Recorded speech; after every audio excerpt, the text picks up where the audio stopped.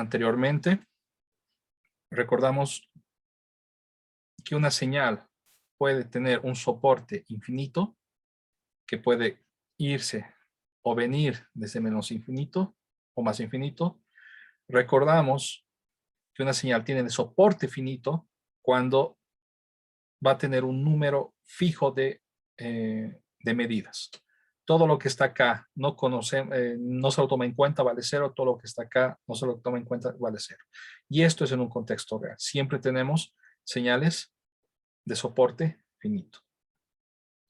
Vamos a tener lo que van a ser señales periódicas, ¿ok? Pero discretas, que se van a ir repitiendo cada cierto, ya no periodo t, sino cada cierto periodo n mayúscula, ¿ok? Cada un número de samplings, cada número discreto se va a repetir. Acá el periodo es cada 1, 2, 3, 4, 5, 6, 7, 8. Cada n igual a 8, obtengo lo mismo. ¿Ya? Tac, tac, tac, tac. Acá tenemos un ejemplo de cómo calcular el periodo, que es un poco diferente de lo que hemos visto en señales periódicas. Tenemos lo siguiente. Tenemos el coseno de 2pi tercios 16avos n, ¿ya? ¿Cómo calculábamos el periodo acá? Decíamos esto de acá es omega 0, ¿verdad? Decíamos omega 0 es igual a 2pi tercios sobre 16. Y decíamos que t es 2pi entre omega 0, es 2pi entre 2pi tercios sobre 16. Esto con esto se va y me queda 16 sobre 3. Este era el periodo en el contexto continuo. Yo pregunto, en el contexto discreto, ¿esto es correcto? Si ustedes hacen esto en el examen, ¿tienen los puntos? Y la respuesta es no, es falso. ¿Quién me dice por qué es falso? ¿Por qué no puedo hacer esto en discreto?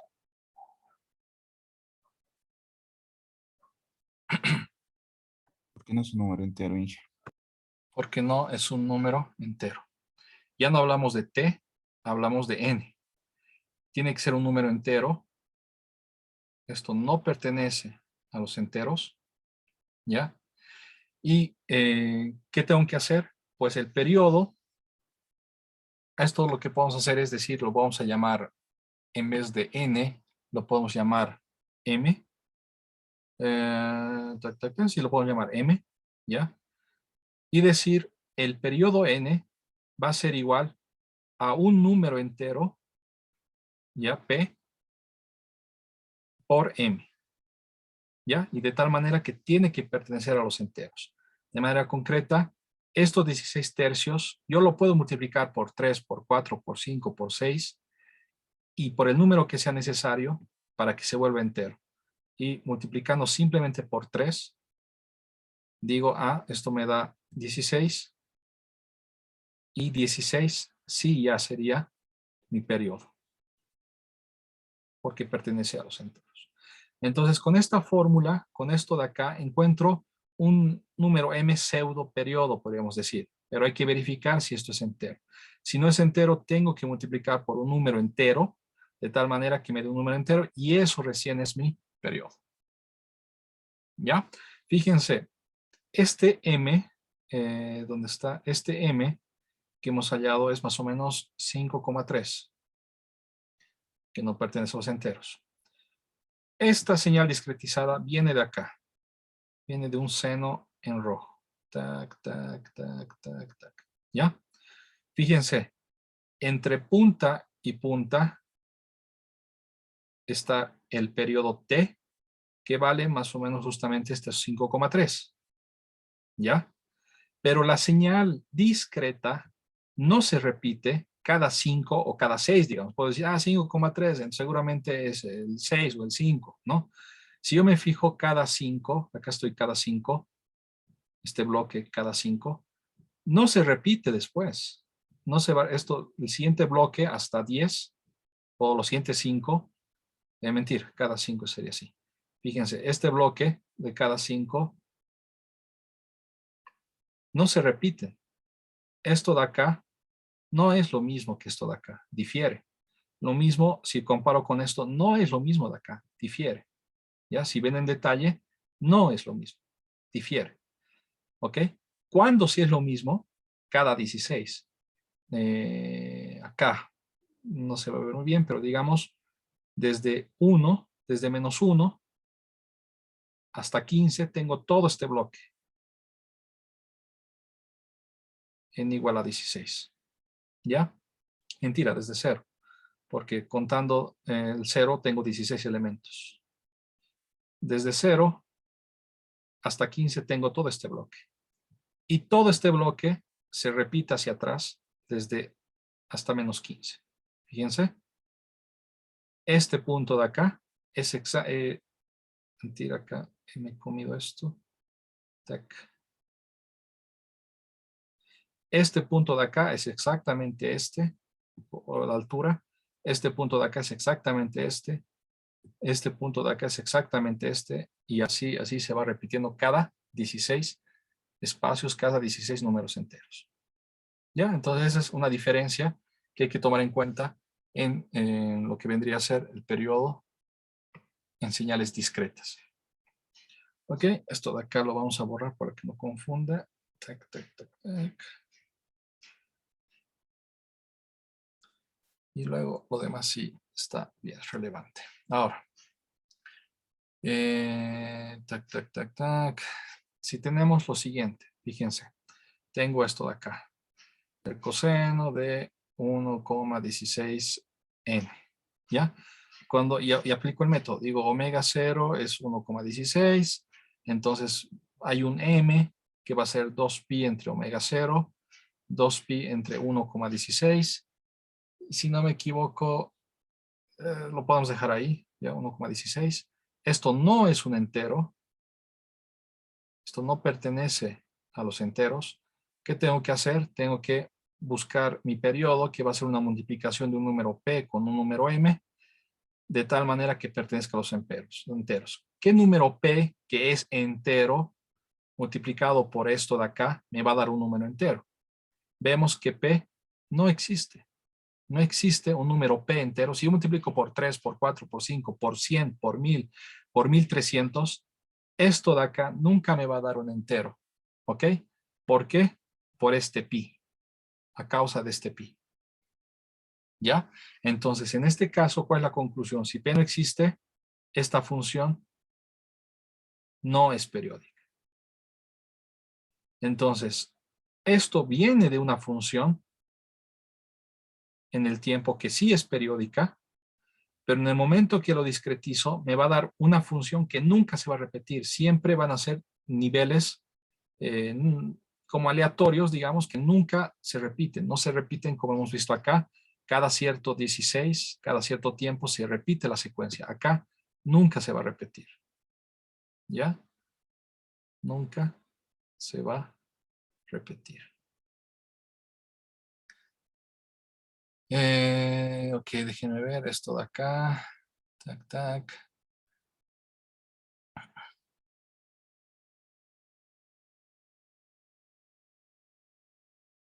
Ya. Simplemente acotar. Acá voy a poner un paréntesis. Si tenemos la suma de dos señales sinusoidales,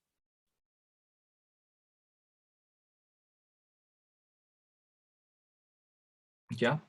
¿Cuál es el método? Les recuerdo, ¿no? Esto ya hemos visto en su momento. De acá saco un N1, de acá saco un N2 y el periodo de toda la señal va a ser igual al mínimo común múltiplo entre estos N1 y N2. Entonces, igualito a lo que hemos hecho en el continuo, solo con la diferencia que sacar N1 y N2 tenemos que seguir este método de acá, en el cual hay que verificar que sea un entero. Entonces, anotaremos, Gary participó, y creo que Nicolás también participó antes, me olvidé anotar. Ya. Les recuerdo la función armónico, ya, que es idéntico a lo que hemos visto en el continuo.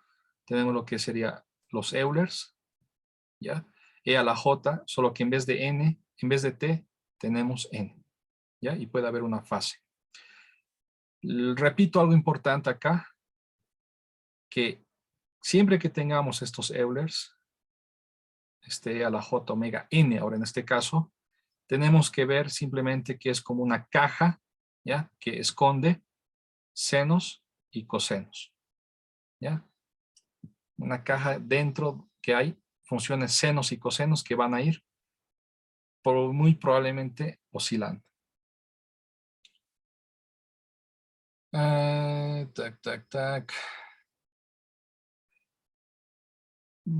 Les recuerdo lo que es una señal causal, que a partir de 0 para adelante tiene valores, y sobre todo 0 para atrás no tiene valores, y anticausal la inversa. Les recuerdo que una señal par se va a repetir a la izquierda lo que hay a la derecha, y esto pasa mucho con la magnitud de transformadas de Fourier que vamos a ver, ¿ya? La magnitud del módulo de una transformada de Fourier, sabemos que siempre es par. Si X de n, estamos en el discreto, es una señal de una aplicación real, no un número real, sino de una aplicación real, ¿ya? Si estamos haciendo tratamiento de audio, estamos haciendo tratamiento de imágenes, no sé, una aplicación real, la magnitud de X de J omega que vamos a ver de Fourier de algo discreto, siempre es par, ¿ok? Y impar, tenemos lo mismo del argumento de X de J omega.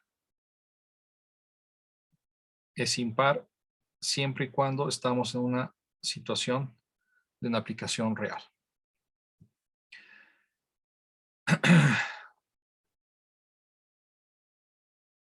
Cuando tenemos discretización en el tiempo, ¿verdad?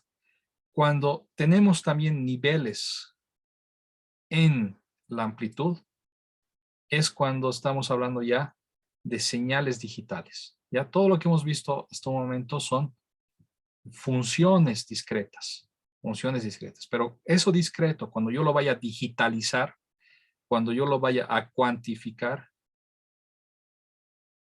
¿ok? En función de cuántos bits tengamos, ¿ya? Por ejemplo, acá sabemos que si tenemos 2 bits, vamos a tener 2 a la 2, 4 niveles. Nivel 0, 1, 2, 3.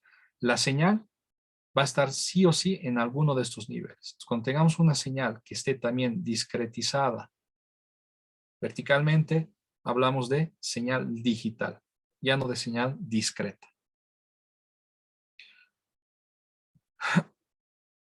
Y luego recuerdo lo que es el shift. Rápidamente tenemos acá una función. Cuando yo voy a shiftear, ya no utilizo n-t, no digamos en el tiempo, sino n-m, ¿ya? ¿Qué estoy haciendo? Estoy moviendo, acá m es 10, estoy moviendo 10 enteros hacia la derecha. ¿Ya? Si fuera n más 10, estoy moviendo 10 enteros hacia la izquierda.